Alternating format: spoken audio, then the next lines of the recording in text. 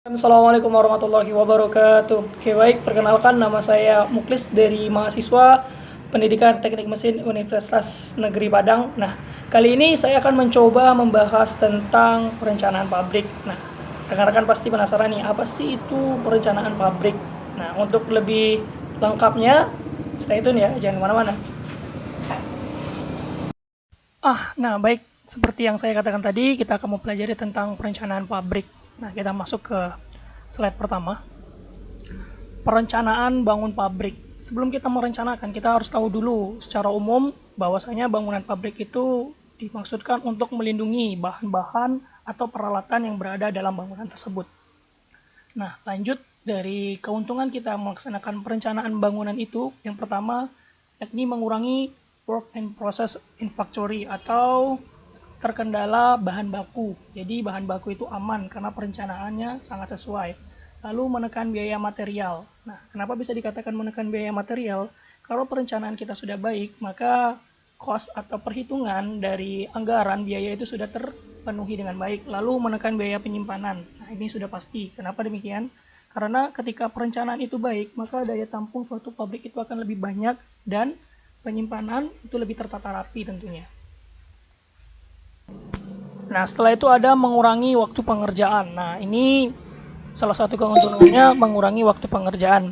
Nah, apabila penyusunannya baik, maka dari jarak mesin satu ke mesin yang dua itu akan lebih cepat dan itu efisien untuk mengurangi waktu pengerjaan tentunya. Next. Hal-hal yang diperhatikan. Nah, hal-hal yang diperhatikan untuk perencanaan pabrik menurut tipe bangunannya. Nah, ini tipe pertama yakni ada single story. Oke, baik, akan saya tunjukkan bagaimana bangunan single story. Nah, ini seperti tipe bangunan single story yakni bangunan seperti pada umumnya, bangunan yang tidak terlalu besar dan tidak pula terlalu kecil, seperti bangunan yang kita sering jumpai pada bengkel las, bengkel listrik, ataupun industri-industri kecil lainnya.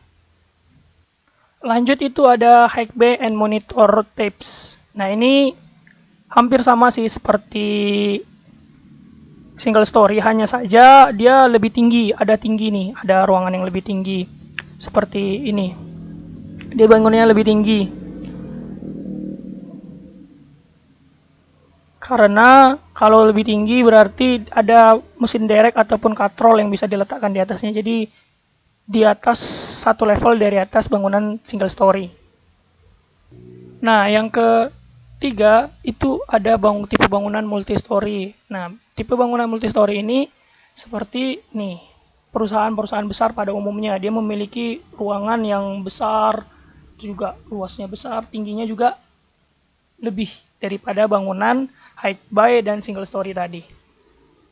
Nah, lanjut seperti hal yang harus kita perhatikan mengenai jenis konstruksi. Jenis konstruksi ini pada umumnya menggunakan kerangka kayu, batu bara, besi, beton, dan besi cor. Nah, hal yang pertama yang harus diperhatikan adalah letak septic tank. Nah, tentu saja letak septic tank ini sangat diperhatikan karena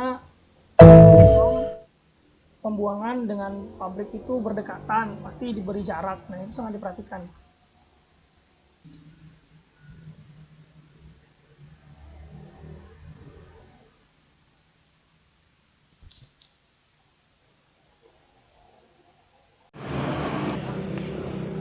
Nah, itu tadi mungkin sedikit pembahasan mengenai perencanaan pabrik. Nah, harapannya rekan-rekan paham apa sih yang dimaksud dengan perencanaan pabrik tersebut.